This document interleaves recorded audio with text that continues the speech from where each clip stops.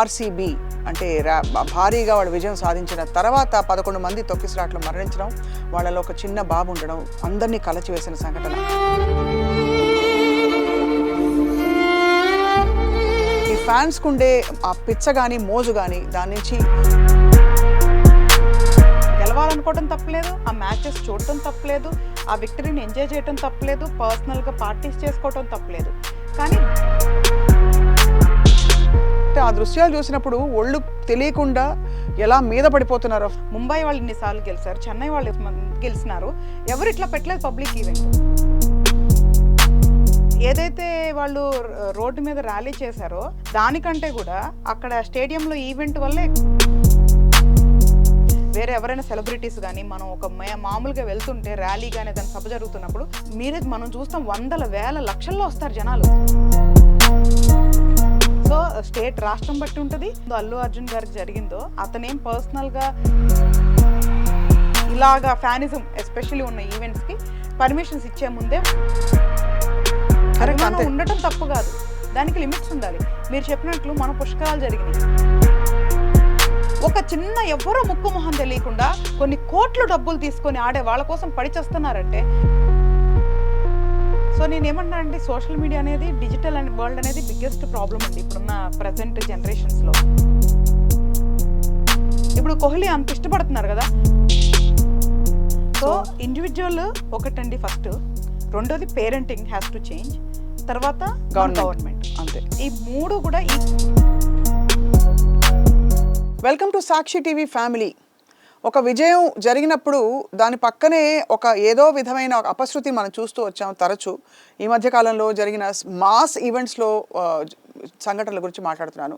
ఉదాహరణకి మనకి Pushpa cinema release అప్పుడు ఒక దారుణమైన తొక్కిసలాట జరిగి అక్కడ ఒక బాబు నిజంగా ప్రాణాలు కోల్పోవడం అండ్ అలాగే ఒక కుటుంబం మొత్తం ఎఫెక్ట్ అవ్వడం, చాలామంది ఇంకా అనేక విధాల ఇక్కట్లు పడడం, తొక్కిసలాట్లో బలైపోవడం మనం చూసాం. ఈసారి మళ్ళీ మనకి ఆర్సీబీ అంటే భారీగా వాళ్ళు విజయం సాధించిన తర్వాత 11 మంది తొక్కిసలాట్లో మరణించడం, వాళ్ళలో ఒక చిన్న బాబు ఉండడం అందరినీ కలచివేసిన సంఘటన. ఈ ఫ్యాన్స్కు ఉండే ఆ పిచ్చ కానీ మోజు కానీ దాని నుంచి డైవర్ట్ చేసి యువతని సరైన మార్గంలో పెట్టాలంటే ఏం చేయాలి? ఈ అంశంపై మాట్లాడబోతున్నాం. We have with us spiritualist and అలాగే స్పీకర్, అనేక అంశాలపై మాట్లాడతారు హరిత గారు. అనలిస్ట్గా మనకి వాళ్ళ గెస్ట్గా వచ్చారు. నమస్కారం హరిత గారు. చాలా కలవరపెట్టిన సంఘటన ఇది నిజంగా. అంటే దీనికి అర్థం పరమార్థం ఉందా అంటే అన్ని చోట్ల జరుగుతుంది. మనకి పుణ్యక్షేత్రాల్లో చూస్తాం, ఇవి క్రికెట్లో చూసాము, సినిమాల్లో చూస్తున్నాము.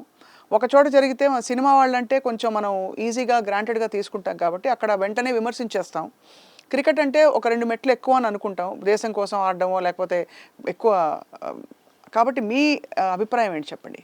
యాక్చువల్గా ఇందులో 2 థింగ్స్ ఉన్నాయండి. ఒకటి వచ్చేసరికి గవర్నమెంట్ ఇన్వాల్వ్మెంట్ అండ్ రెండోది పర్సనల్ పీపుల్ ఇండివిజువల్గా. సో ఎనీ ఇలాంటి మాస్ ఈవెంట్స్ అయినప్పుడు కానీ లేదు అంటే ఇలా గ్యాదరింగ్స్ అయినప్పుడు కానీ డెఫినెట్గా 2 వాళ్ళ మిస్టేక్ ఉంటుంది. ఒకటి గవర్నమెంట్ అంటే ప్రాపర్ మేనేజ్మెంట్ చేయటం కానీ, ఫెయిల్యూర్ కానీ, లేదంటే ప్రాపర్ పర్మిషన్స్ తీసుకోవటం కానీ, దానికి కావాల్సిన సిబ్బందిని అరేంజ్ చేయటం కానీ, ఇవన్నీ గవర్నమెంట్ తరపు నుంచి వచ్చేది ఒకటి, అది పర్ఫెక్ట్గా ఉండాలి. అది ఒకటి ఫెయిల్యూర్ ఉండేదానికి ఛాన్స్ ఉంటుంది.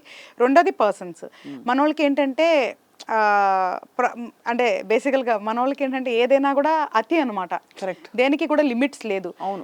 ఇప్పుడు ఎవరు కూడా ఇక్కడ ఈ ప్రపంచంలో ఎవరు కూడా ఏది ఫ్రీగా చేయట్లేదండి. That is there profession. మన వాళ్ళకి ప్యాషన్ ఉంది, ఇష్టం ఉంది, కాదంట్లా, బట్ దానికి లిమిట్స్ ఉండాలి.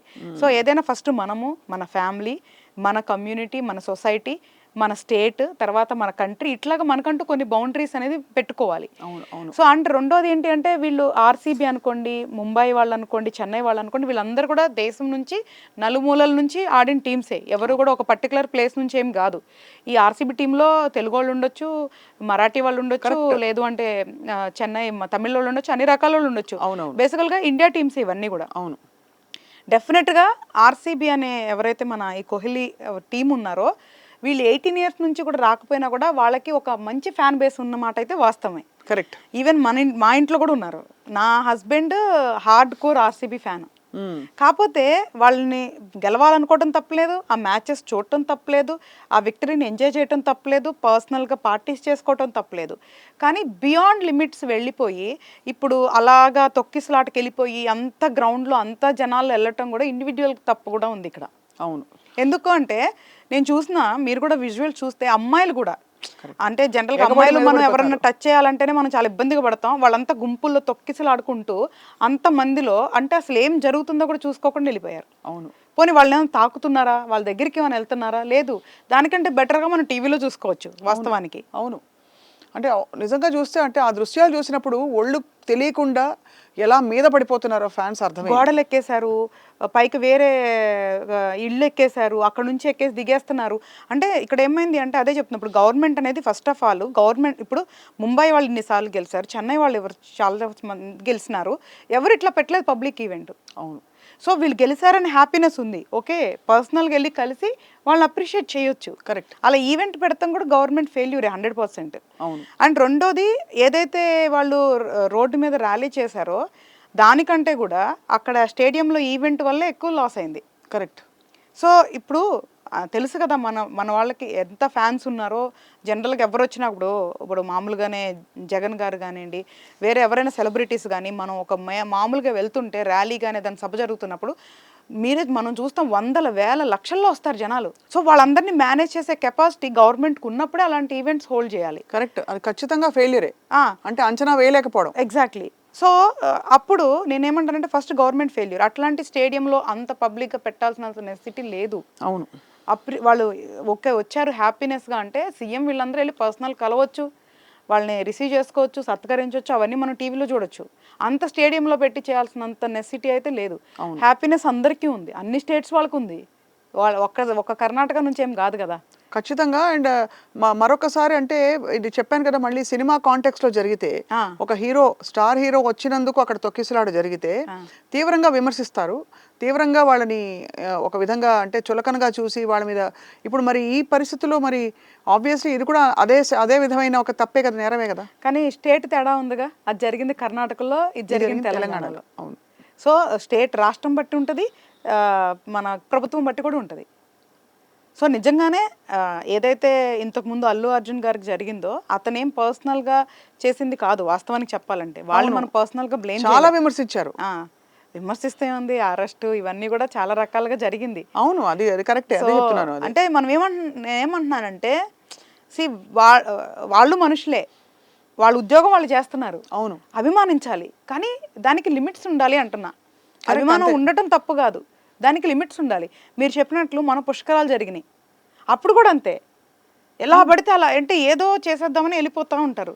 అదే కదా, అదే అర్థం కాని విషయం. అంటే ఒక దైవికమైన విషయంలో జరుగుతోంది, ఒక క్రికెట్లో జరిగింది, ఒక దీనిలో జరుగుతుంది. అంటే ఏమిటి మనం అంచనాలు వేయలేకపోతున్నారా నిర్వాహకులు? డెఫినెట్గా ఒకటి ఏదైతే మేనేజ్మెంట్ ఉంటుందో అది ఫెయిల్యూర్ ఉంటుందండి. రెండోది first people should change, individual change అవ్వాలి. యూత్ అని కానివ్వండి, ఎవరన్నా మెజారిటీ యూతే లేండి, మ్యాక్సిమం యూతే. ఎందుకంటే వాళ్ళదంతా ఉడుకు రక్తం ఉంటుంది, ఏదో చేసేయాలి చూసేయాలనే తపన ఉంటుంది. బట్ ఇక్కడ కూడా చూసుకుంటే మీరు ఆ క్రౌడ్లో చాలా మంది కూడా ఎడ్యుకేటెడ్ పీపుల్ ఉన్నారు, కొన్ని తెలియని వాళ్ళు చదువుకోని వాళ్ళు కూడా కాదు. అదే కదా. ఈవెన్ ఇప్పుడు చనిపోయిన 11 మెంబర్స్లో అంతా యంగ్స్టర్సే, 14 ఇయర్స్ నుంచి 26 వరకే ఉన్నారు. ఎంత కడుపు సోకం అండి వాళ్ళ ఇంట్లో వాళ్ళకి.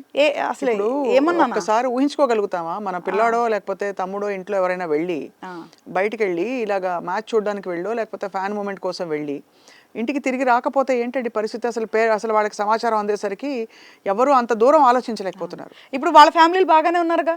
అదే కదా. ఇప్పుడు కోల్పోయిన ఫ్యామిలీ వాళ్ళకి ఎవరు రెస్పాన్సిబిలిటీ? ఎవరు తీసుకోరు. ఎవరు ఇప్పుడు దీనికి నిర్వాహకులు రెస్పాన్సిబిలిటీ తీసుకోరు, ప్రభుత్వాలు తీసుకోరు, అలాగే సదరు స్టార్స్ కూడా తీసుకోరు. ఎందుకు తీసుకుంటారు? ఎవరి లైఫ్ వాళ్ళదే, వాళ్ళు they are enjoying their fame, వాళ్ళ లైఫ్లో ఎంజాయ్ చేస్తున్నారు. ఇప్పుడు మీరు చూస్తే ఆ మ్యాచ్ అయిపోయిన తర్వాత ఎవరికి వాళ్ళ ఫ్యామిలీని వెళ్ళి హగ్ చేసుకొని చాలా హ్యాపీగా వాళ్ళు ఉన్నారు. అంతే కదా. మనకి ఫ్యామిలీస్ ఉన్నాయి కదా, ఎందుకు వీళ్ళు మర్చిపోతున్నారు? ఓకే, అభిమానం ఉంటే టీవీ చూడు, గంటల తరబడి చూడు, సోషల్ మీడియాలో పోస్టులు పెట్టుకోండి, వీడియో షేర్ చేసుకోవచ్చు. ఫిజికల్గా అంత క్రౌడెడ్ ప్లేస్లోకి వెళ్ళిపోవటం, పోనీ ఏదన్నా లిమిటెడ్ టికెట్స్ ఉంటే కొనుక్కొని వెళ్ళొచ్చు, లేదా ఏదన్నా మీటింగ్ ఉంటే పర్సనల్గా వెళ్ళొచ్చు. కానీ అక్కడ అంత వేల మందిలో అంత దూరం నుంచి చూస్తే ఏమొస్తుంది అనేది ఇండివిజువల్గా ఆలోచించాలి. ఇప్పుడు మరి వీళ్ళందరికీ ఎంత నష్టపరిహారం ఇచ్చినా తక్కువే.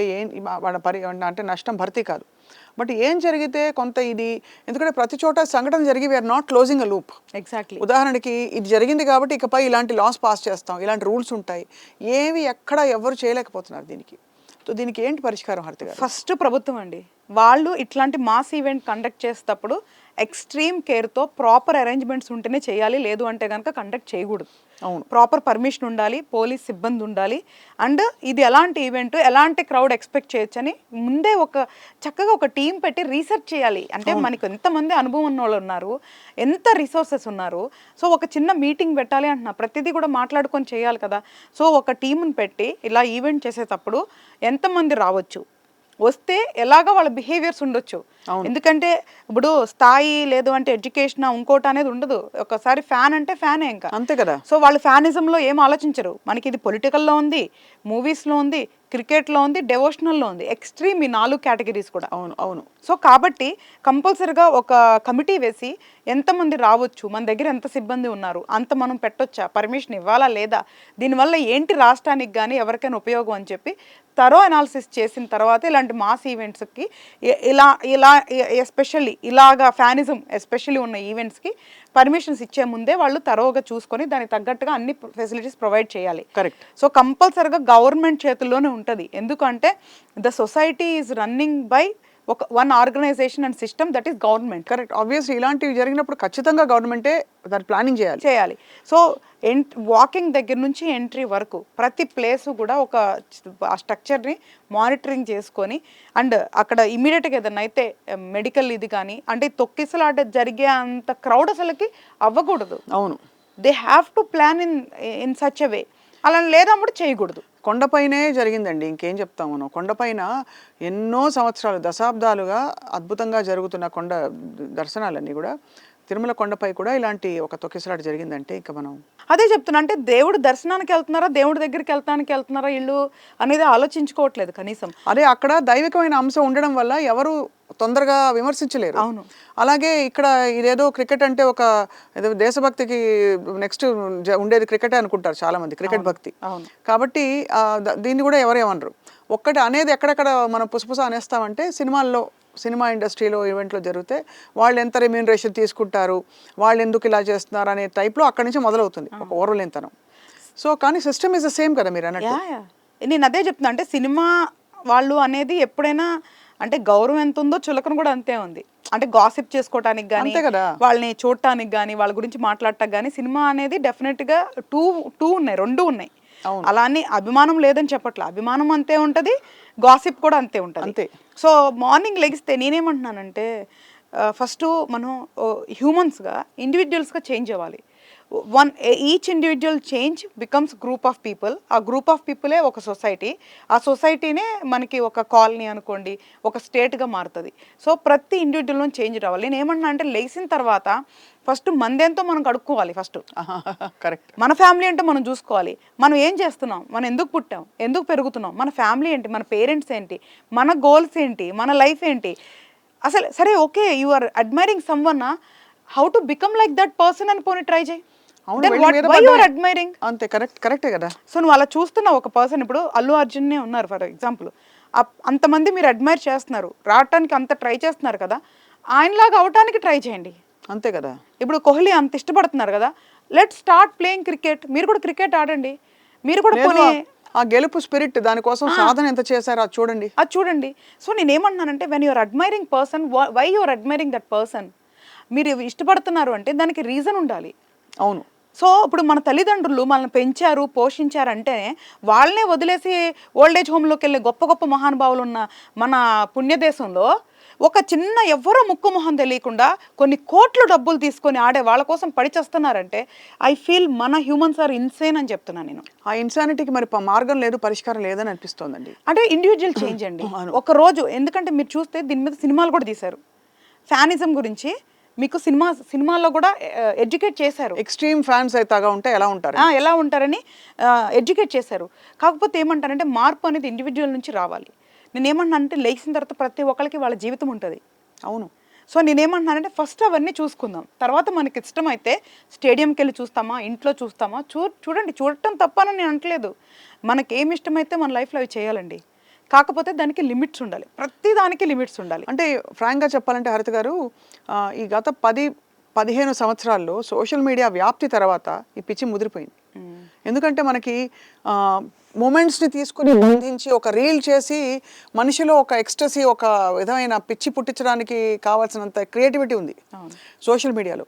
మీరు మామూలుగా ఉండే క్షణాలన్నీ కూడా ఇప్పుడు సడన్లీ గ్లోరిఫైడ్గా కనిపిస్తున్నాయి. ఎగ్జాక్ట్లీ. మామూలుగా ఒక మనిషి నడుచుకుంటూ వచ్చే నడుస్తూ వస్తున్నాడు అనుకోండి, ఆ మనిషి నడుస్తూ వచ్చి పాట పెట్టేసి దాన్ని గ్లోరిఫై చేసేసేసరికి సడన్గా ఎక్కడ లేని ఏంటిది పూనకంలా వచ్చేస్తుంది ఫ్యాన్స్కి. సో నేనేమన్నా అండి, సోషల్ మీడియా అనేది డిజిటల్ వరల్డ్ అనేది బిగ్గెస్ట్ ప్రాబ్లం అండి ఇప్పుడున్న ప్రజెంట్ జనరేషన్స్లో. అవును. సో నేనేమంటున్నానంటే చూడొద్దనట్లా, టైం పెట్టుకోమంటున్నా. వెన్ వీ 24 అవర్స్ ఉన్నాయి.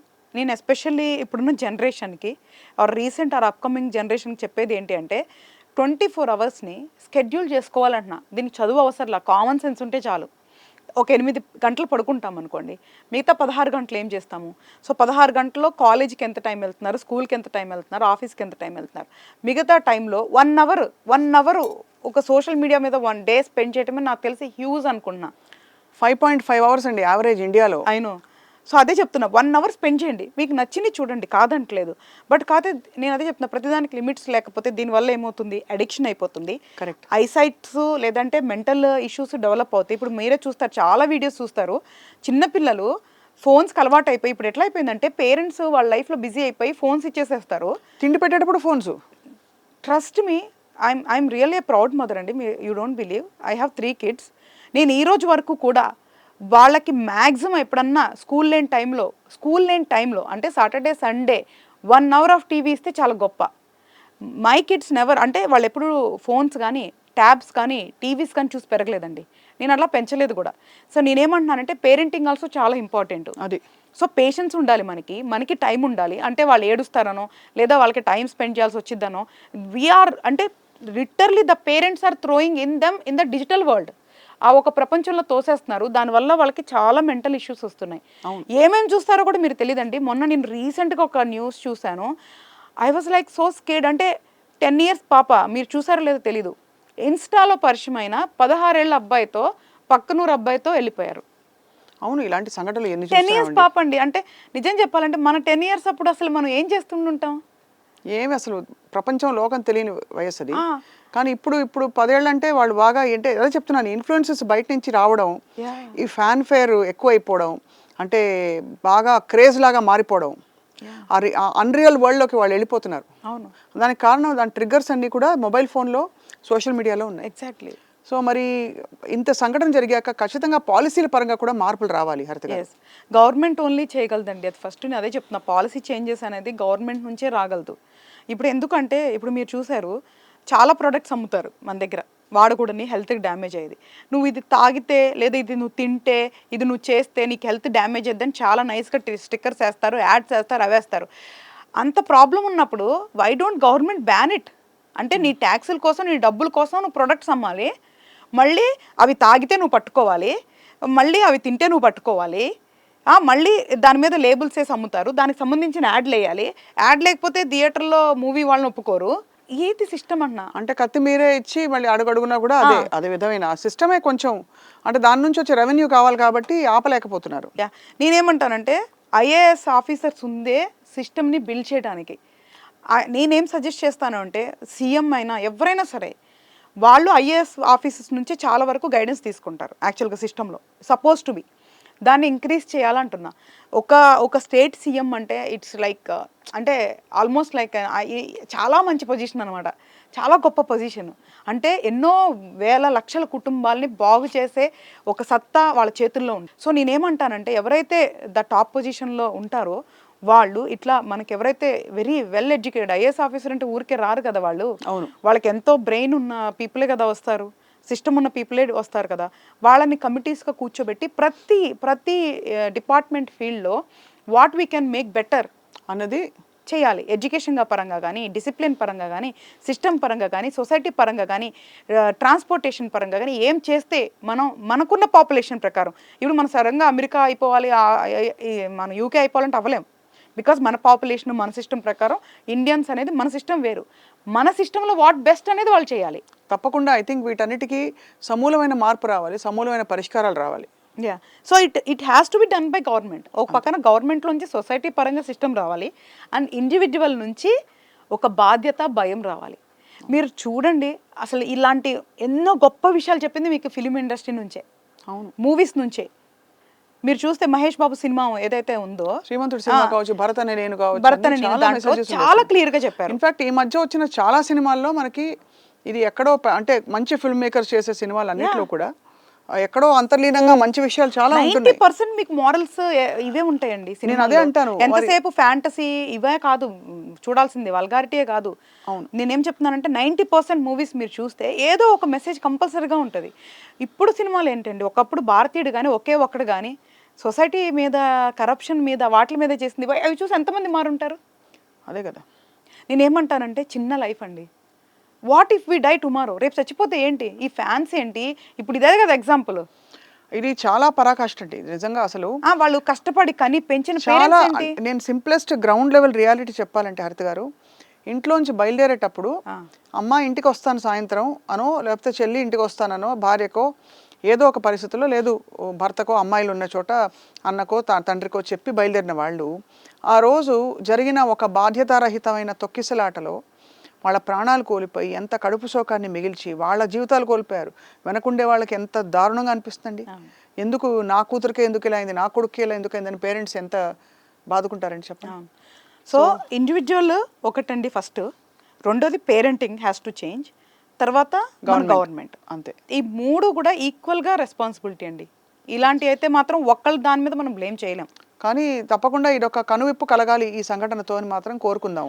ఇప్పుడు డెఫినెట్గా ఇప్పుడు కోహ్లీ కానీ అల్లు అర్జున్ కానీ వాళ్ళు ర్యాలీలు చేసినప్పుడు వాళ్ళని పిలిచారా రండి అని? అదే వాళ్ళ ఇప్పుడు థియేటర్కి వెళ్తున్నారు, వాళ్ళు హ్యాపీగా వాళ్ళ సినిమా తీశారు. మనకు అది ఆనవాయితీ, ప్రతి ఒక్కళ్ళు అలా థియేటర్కి వెళ్ళి. అలా కాదు, కొంతవరకు ఈ మెసేజ్ ఫ్యాన్స్ స్టార్స్ నుంచి రావాలండి. మేము సినిమాలో నటించేది అవి పాత్రలు, మీరు ఆ పాత్రలు చూసి మా కోసం మీరు ఫ్యాన్ ఫేర్ ఇదైపోయి ఫ్యాన్ ఫాలోయింగ్ పెంచేసుకుని మా విద్యకి మా కళకి మీరు తప్పకుండా అభిమానులు కావాలి. కానీ అంత పిచ్చి తెచ్చుకోకండి, క్రేజ్ తెచ్చుకోకండి అని ఒక పిలుపు మాత్రం అందరూ, క్రికెట్ కావచ్చు, పబ్లిక్ లైఫ్లో ఉండి స్టార్స్ ఫ్యాన్స్ ఉండే వాళ్ళందరూ స్టార్స్ నుంచి రావాలండి తప్పకుండా అని కోరుకుందాం. రైట్ హరిత గారు, థ్యాంక్ యూ సో మచ్ అండి. మీరు మళ్ళీ రావాలి, మంచి సోషల్ ఇష్యూస్ మీద, ఇంపాక్ట్ ఉండే ఇష్యూస్ మీద మీరు మాట్లాడాలని కోరుకుంటున్నాం. Thank you very much.